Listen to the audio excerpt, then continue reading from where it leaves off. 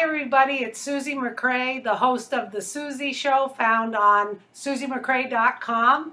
And today my special guest is none other than my lovely mom, Arlene McCrea. So you might be thinking, why are you interviewing your mother? Well, my mom has an incredible life story that I'd like to share with everyone. And as you know, on the Susie Show, what I like to do is have people on the show that have added value back to others, did things that they loved in their life.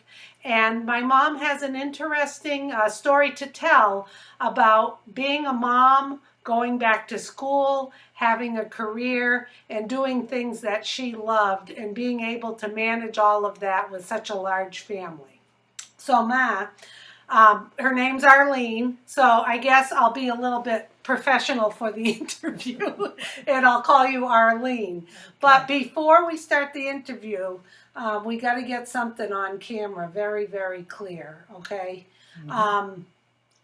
So out of the 7 children you had, who's your favorite? Well, Susie's my favorite, obviously. Oh, did everyone hear that? She said Susie, and all my siblings don't get jealous. Although I did pay her $10 to say that on the air. So anyway, Ma, why don't you'll start talking, okay, and tell a little bit. I may interrupt like I always do. McCrea's, we all interrupt each other because we like to be talking. But I will probably ask you some different questions as we go. Fine. Okay. Okay. You look beautiful today. Thank you. Okay.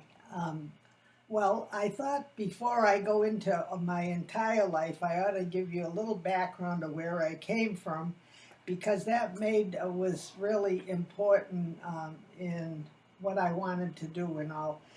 Both of my parents were French-Canadian ancestry, and when I was a child, my grandmother lived with us, and she didn't speak very much English, so my first language was French at home, and I really didn't learn English till we moved into a neighborhood where there were kids, and then I began learning English. See, now I didn't even know that. My French was my first language, and sometimes when I speak, you can see that I put the adjectives in the wrong place because it's the French. It's the French way. The French way. The other thing I wanted you to know, that I was the first on either side of my family to go on to college, and many of them finished. A few of them finished high school. My father and mother didn't have much education. Some of my uncles did. My one aunt became a registered nurse. But I was the first on either side to ever go to college. And most of the relatives thought it was kind of foolish because I'd probably get married and stay home with kids, which I did. Which you did, yeah. Which I did. But I went to college first. Yeah, so what year did you start college, Mom? I started in 1948 when I graduated from high school, from Northbridge High School, and I went for 2 years. Where did you go? The University of Massachusetts in Amherst. Yeah. And of course, in those days, that was a long drive for us, so of course I lived on campus. And then the 3rd year, when I wanted to go back, well, my dad was on strike where he worked, and we didn't have much money anyway, and my brother Bob was starting out to go to college. And Joe, my future husband, and I had been dating quite a while, and we knew we'd be getting married sooner or later, so I decided I'd stay home and get a job and help the family until I left, to get married. Okay, so when you were at UMass Amherst, it was what years again? 48? 48 to 50. Now, you played did you play basketball there? Yeah, but we only had yes, but most of my basketball career was in high school. Arl was a basketball player in high school, and that was the days, and a star, and those were the days when you had the Rover. Yeah, right? You could play half the court. Yeah. Yeah. So anyway, so you had to stop going to school. Yeah. You were dating Joe, yeah, my father, and then what happened? Well, I worked for a while, and then Joe was a returning veteran, and he wanted to get some education, so he went to UMass to Stockbridge School, on the GI Bill. So he was there, and I was his first year there. We were both at UMass, and it was the following year that I didn't return, but he went for the second year. And then when he finished there, he started looking for a job because we couldn't get married if he didn't have a job, because the job I had didn't pay enough to support a flea. If I was living home, I was living with my parents and giving them some money. So when Joe got a job, and he got a job with, well, he had a couple odd jobs to begin, but when he got a steady one with Westboro State Hospital, Right. as he was the assistant head farmer there, and he ran the greenhouse and the grounds. Well, then we decided to get married in 1952. And this year, it'll be 65 years. We'll be celebrating. September 29th, 65 years. So you got married in 52, and then on came the children. Yeah, and we had the very next year, past the time. Yeah. That was beyond the 9 months, right? It was, because you were married in September, and the firstborn Bill was in August. Yeah. And we had Bill, and then a couple of years we had Nancy, and then we had Cindy, and when we had Cindy, we moved from. I skipped. We spent. After Nancy was born, Joe got an offer of a job out in Ohio, in Mansfield, Ohio, and he thought that would be a great advancement of his career. And so we moved out with 2 small kids. And Cindy on the way? No, not yet. Okay. No, Cindy, I got pregnant after we got to Ohio. But the job didn't turn out what they had said it would be, and I knew he was unhappy with what he was doing. And his former supervisor had been in touch with us, and he said if we wanted to move back, he could have the job he had as assistant farmer. And that was pretty good, but we had to borrow money to get back from my parents to move back. And we lived with them for about 6 months, because by that time I was pregnant for Cindy. And so we lived with my parents for about 6 months, and then we found an apartment. We paid back the loan that they had extended to us, and we moved into a separate apartment, and he went on with his job in Westboro. So now you've got 3 kids, and we could probably go on and on. I just want to fix the computer. Can you do anything so I can? So, here you go.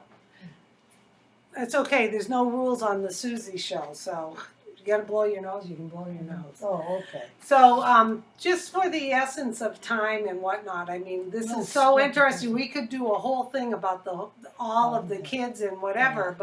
So now you've got 3 kids. Then, what were you thinking at the time about your college and your career? Were you did you enjoy being a housewife? Or I love being a housewife, and I love having the kids and all. But in the back of my mind, I knew that I wanted to go back and get my education someday, just for myself, not for any career necessarily. But I always had a real yearning to learn things. My mother said I used to ask why everything, and so that was the kind of mind I had. So you like to read too. And I read all the. I really believe the reading is really the key. The big thing, and also the reading is what kept me sane when you had a house full of kids, because it was the only way I could escape from my daily routine was in a book. Yeah. That's it. So then you have Lisa, and then Susie comes along, me in 1961. But before Susie came, I had the boutique. No, the Wig Boutique was when we were in Belchertown. Yeah, Belchertown. No, it was after me. Okay, yeah. So we were going to get to that. So anyway, I remember a story that you told me that I was such a good baby that forget about me on my naps because I'd entertain myself. Right, and I'd say, oh my goodness, she's been up there 2 hours. I gotta go. She'd go find me, and I'd be talking to myself and Yeah, playing. she was a good baby. Oh, okay. So we end up moving to Belchertown in '61 after I was born, and my father got a job at the Belchertown State School as the head farmer there. And it gave us a nice big house. With a Huge big house, yard which for I the know kids. some people watching and my cousins and family, you know, remember the big house at the Belchertown State School. We lived on the grounds. And when I was about 3 years old, Ma got pregnant again. I thought I was the last one, and she ended up having twins about 4 years younger than me. Right. They were born in '65. So now we have a family of 7 children living. Everyone was in school, or Bill was probably in high school at the time. Yeah, you were the only one at home with me during the day. That's So why the I'm a kids- mommy hanger. Yeah. Well, And I had a anyway, hard time but going to school because I would get very like quivering lip and want to be home with my especially mom. at lunchtime. Especially, there were times she had to come pick me up, 1st grade and 4th grade were the tough grades. Yeah. But I did okay. Well, but I turned out okay. Even before I got pregnant for the twins, right after Susie was born and about 2 years old, I was thinking about going back to UMass. And I said, well, gee, we live nearby now. I should look into this and see what I'd have to do to get back and see if I could get my previous credits and all. So fast forward now, we're But then- developing relationships with people in Belchertown, and then in 1972, was that 71. your 71? Yeah, I went back finally to, everybody was in school now. The twins were in 1st grade, Mhm. and all the others were in school. And Bill was going to his 1st year of college, my oldest son. And he said, just what I wanted, to go to college with my mother. Because I was starting my education. It was just kind of serendipity that they were starting a program at UMass called University Without Walls. And I was eligible for the 1st class they had. Yep. You and Doris And Dickinson. my friend Doris Dickinson, who had been a long friend in Belchertown, because she had a lot of kids too, and we were friends as of 2 different families. And she wanted to go back to school too, so the 2 of us went back to the University Without Walls. And I finished my last 2 years in 2 years and graduated. Everybody came to the graduation. Mhm. And I had no idea of furthering anything then. Mhm. But one of my professors had said, oh, you'd make a wonderful teacher. Why don't you get into graduate school? So I applied, and I was accepted in comparative literature in graduate school at the University of Massachusetts. Now, before this, though, was the Wig Boutique. Oh. Okay, so what was happening, and I'm just going to talk a little bit if you don't mind. Go ahead. What was happening at that time was there were a lot of women going back into the workforce in the late 60s, early 70s. Okay, you know, that was happening. And Arl's brother, Bob, Uncle Bob, my Uncle Bob, worked with you to start maybe thinking about wigs. Didn't you get the wigs from him? So he had a colleague whose wife sold wigs, and he said, if you want to sell some, you can earn a little money, and I can make the arrangement. So she started her own home business, and it was back in the sun porch, I remember, where the fish tank was. Yeah. And we had a wooden sign outside. It was called the Wig Boutique.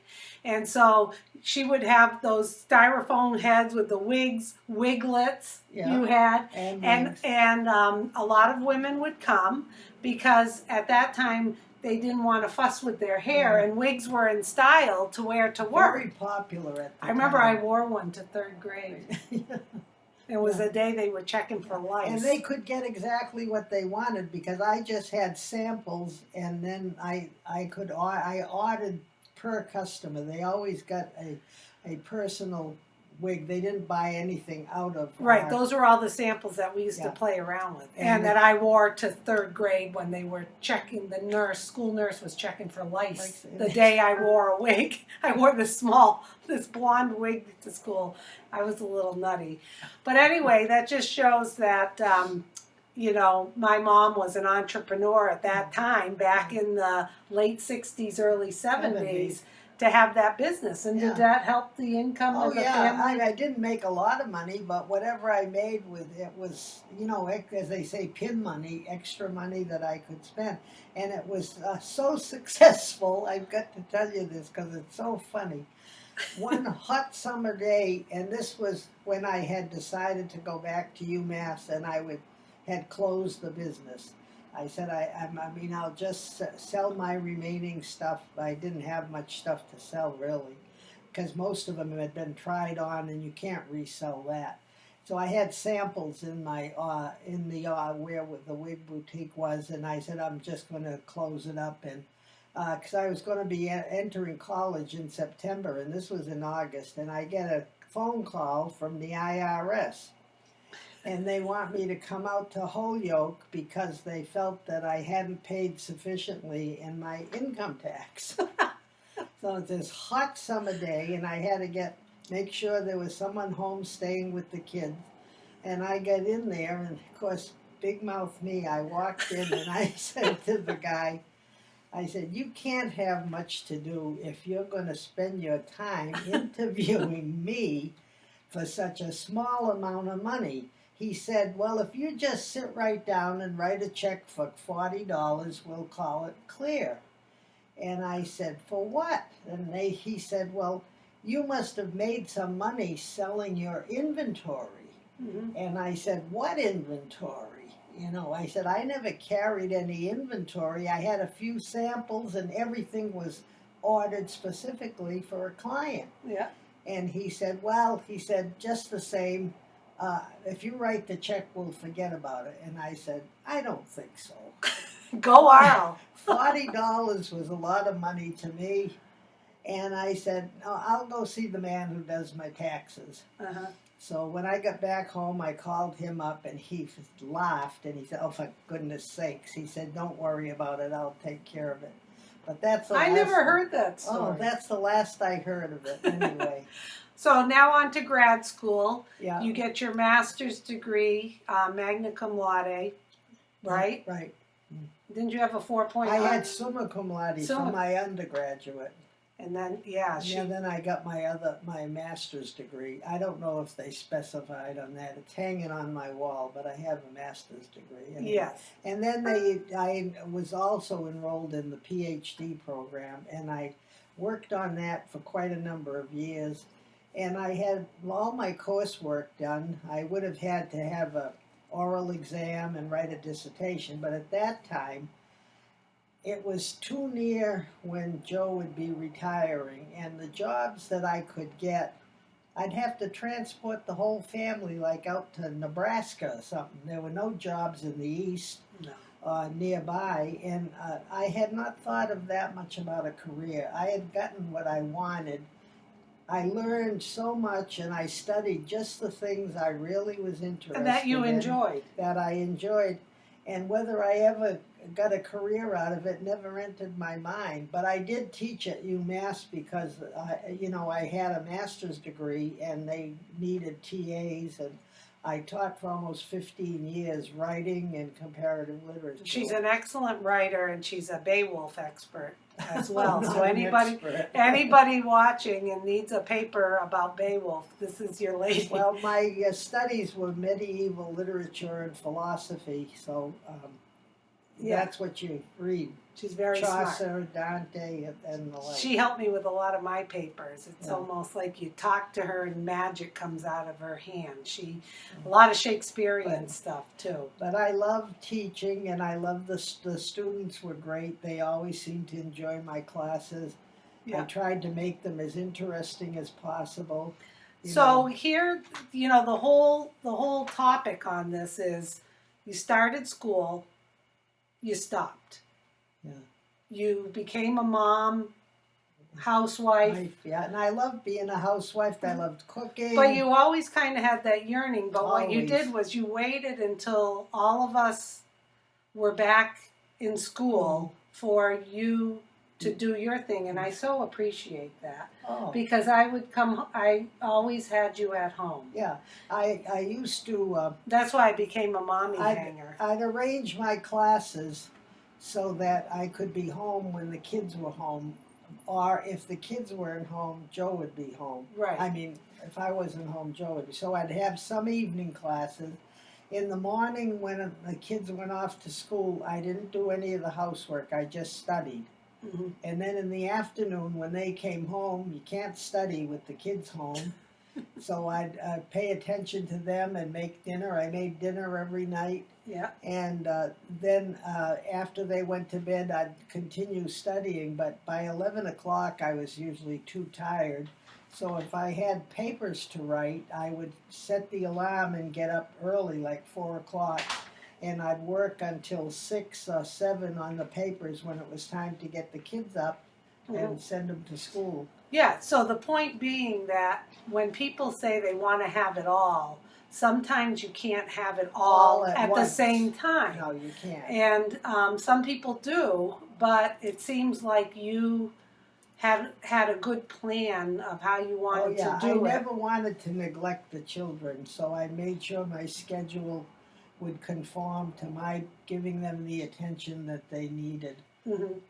And Daddy was good too. And Daddy was good, you know, because he could be there in that night. But I only had night classes, you know, maybe 1 or 2 nights a week, and not every semester. Right. Because I did a lot of independent study, which enabled me to have more time at home. Right, too. which now everything's online for people but like that. You didn't. It wasn't on. But now we're going to fast forward to computers. So. Oh yeah, right. So, okay. My mom was one of the first people that I knew of that had a computer. Well, I got it for a special reason. Okay, so here she goes. Oh, Another business. Here's the entrepreneurship, Arlene McCrea. So, well, I went through a spell. I was teaching at UMass, and then it got the spell that I didn't have any teaching assignments, and we needed the money. So I said, well, what can I do to get some income? And I had been very familiar with filling out financial aid forms. And I knew how to write well and everything, so I decided to start a business called Perfect Forms. Perfect Forms. And what I did was help parents fill out college applications or financial aid forms. Some people just came and wanted a resume, and I'd do a resume for them, or they wanted a letter of application and they wanted it worded well and all. So I did that, and I had a little office. Luckily, we had another sun porch. Yeah. And I had an office there. But what happened was, to type up all this stuff, I could touch type and all, but I didn't have the time to be typing these things. So I hired a woman I had worked with previously who was very good, and she'd do my paperwork for me if I had a resume to type up or whatever. But then Joe came home one day and he said, I can get you a computer. He said, there's a guy that worked at UMass is getting some, and we can get one. And at that time, it was a lot of money. It was $1,000, I believe. And they weighed a ton. And they were supposed to be a portable thing, but it took a man and a boy to lift them. And it was a K-Pro 2. Which was one of the first early computers. It didn't have any, Microsoft wasn't invented. No. And it had a different operating system called CPM, which was one of the older ones. And you had 2 floppy disks. You put one in that had the program, and then you put in another floppy, and I mean floppy. I remember they were about 3 this by big. 5 big ones.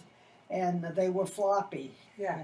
And you'd put one in that ran the program, and then in the other slot you put the one where you put your data. And copy the data. Yeah, and it meant that I also had to buy a printer then. And those first printers were the dot matrix ones with with the holes, and Yeah. there was a roll of paper that Yeah. went through the thing. Yeah. So I kept doing that right along practically until Daddy retired. Well, I know at People UMass would you come. helped you would help the softball team and the field hockey team. Didn't you help? Oh, With they'd some come of the to me, the kids, yeah, I know Pam and Elaine used to direct parents and whatnot to help with the financial aid form. Yeah, so people still came for fun, and then I was lucky enough to get another teaching job. Joe got it for me in the Department of Agriculture. They were looking for someone to teach the writing course. You see, at UMass, when you're a junior, you have to take a writing course in your major field of study. And the agricultural department, the person that had been teaching us left, teaching that course left. And so Joe knew about it, so he told the head of the department, he said, my wife has been teaching that, you know, for another department, and she doesn't have that job any longer. And so they came in, and I don't think I even got really interviewed. They just gave me, the man that was leaving just said, this is the plan, and this is what we want you to teach them, and that's what I did. So I was able to do that for quite a number of years until Joe retired. Yeah, but in between that, I know, you had a few other things, a few other gigs you did because you worked. Oh yeah, I worked at the state school one time. Someone called me up and they had a job open and they said, "Do you think you can do it?" So I put my graduate school kind of thing. Did an independent study instead of going to class, and I worked there almost a year, I think.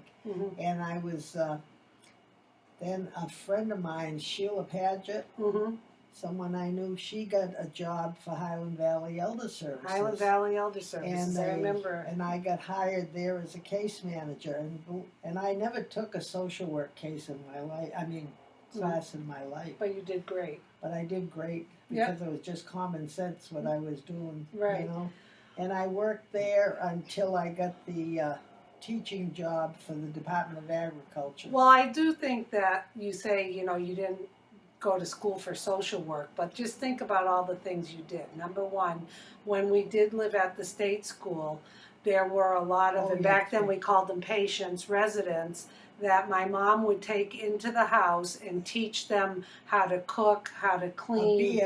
They would technically they called it what was it that they called it? A household helper. Yeah, you know, like a housekeeper. A housekeeper helper. Yeah. So she would bring them in and teach them household aid. Right. I think.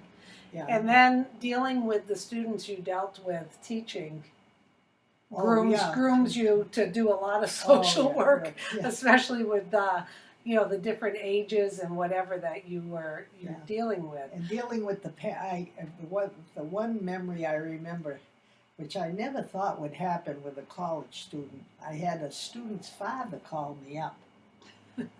It's very common now, Ma. Well, it wasn't then. He called me up because he didn't like the grade I gave his son. Well, this young kid, who was a freshman, came into my class, and I was teaching fairly sophisticated literature. You know, that was the Chaucer, Dante, medieval literature. And the only reason he took the course is because his brother was taking the course, but the brother was older. And so he came to class regularly and all, but he didn't do very well. And I didn't want to flunk him, you know, because, you know, he was trying. So I gave him a D, which is a lousy grade, but at least it's a passing grade. And then lo and behold, the father is upset because I gave him a D. So I said, listen, I said, that was a gift from me to your son. I said, he really should have got a failing grade because he shouldn't have been in my class, but he insisted, and because the brother was there. And I said, he came to class, at least he listened to me, he paid attention, and because I didn't want to fail him, I gave him a D. And I said, I think that it's more than he deserved, and I think you should be happy with that. And he didn't say anything else. He just kind of hung up on the phone. Well, that happens a lot more now, Ma, than you could even imagine. And then I taught for the University Without Walls. I forgot about that. Oh, jeez. Yeah. That's right. Yeah, they needed someone to teach the writing courses there, so I did that for a couple of years. And one other thing I want to add, on top of all of this, you know, running a household, all the kids, you know, the schooling and all that, when we moved from Belchertown to Northampton, that was back in the mid-70s. 1975. You found a house in Northampton. You redid the house, lived there until the early 80s. Right, 83, I think. 83, and then sold it at a good time in the market.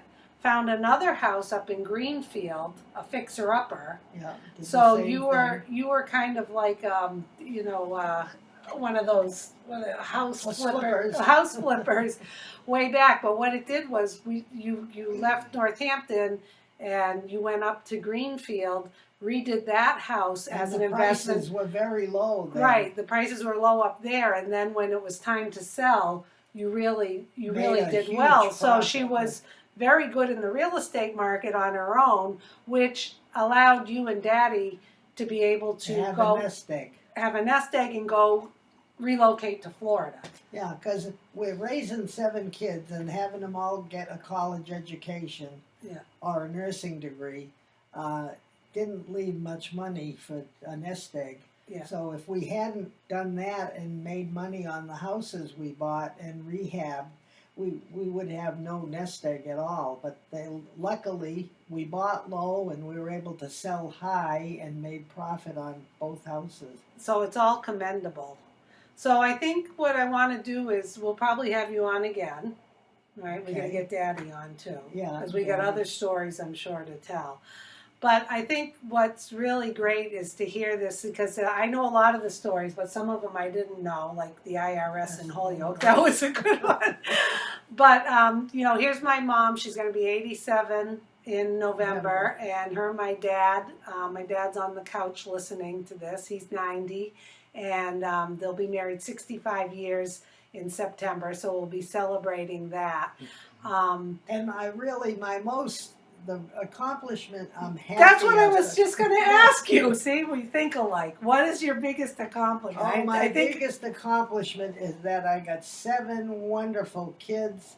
They love each other. Mm-hmm. They love me and their father, and they look out for us, and they all have are working in professional careers and are happy in their work, and that is the big accomplishment, is the family, more than the other things are incidental that went along the way.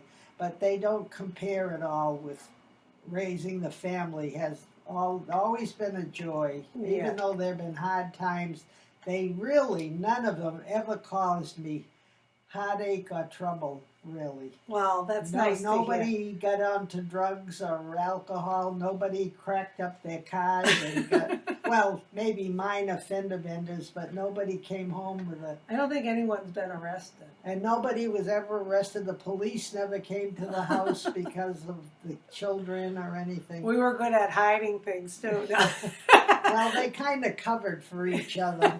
And Susie, they called Susie the knock. Yeah. I always filled her in when something fishy was going on. That was probably my anxiety as a kid. I wanted to make sure everything was okay. Yeah. But you know what? Growing up, I never knew that we didn't have money because we always had food on the table. We always had fun. We always went on a summer vacation. You had second-hand bicycles. It didn't matter though. Back then, we all did things together. My parents very, very rarely went out alone. We always did everything together. Yeah, and if we had guests for dinner, everybody sat at the table, all the children, and they participated in the conversation. And I think that's what made their personalities so good, being able to deal with adults as well as with each other. And one last thing too, what I learned from my parents in all of this is welcoming people into your home, which you and Daddy did all the time. Yeah. Whether somebody needed a place to live for a while, whether there was a situation going on in their home, whether you needed to help out with any relatives or anything. There was always a warm meal, a place for them to lay their head, no judgment. People were allowed to come in and out. Yeah. We would have big May Day parties out in the lawn. Yeah, we'd have, sometimes there were 100 people there. Yeah, and so we had a lot of fun and a lot of fond memories. So anyway, Ma, thanks for being on the you're Susie welcome. Show. I think the value you're adding back to people is to see It's never too late to do something you really want to try, no matter something what. you love. Yeah, because and like you said, it doesn't happen all at once. Once. Sometimes it happens when it's the right timing and when you put your priorities in the right Yeah, place. I had to put brakes in my education too. As I said, the jobs I had to kind of hold up on the degree and then go back to it. And, Yeah. there were always interruptions, but my goal was still that I enjoyed learning, and I really enjoyed teaching. The college kids were great. And she is probably the best cook in the world, too. We'll talk about that on another time. Okay? All Okay, your cooking. thank you all. Okay, thanks, everybody.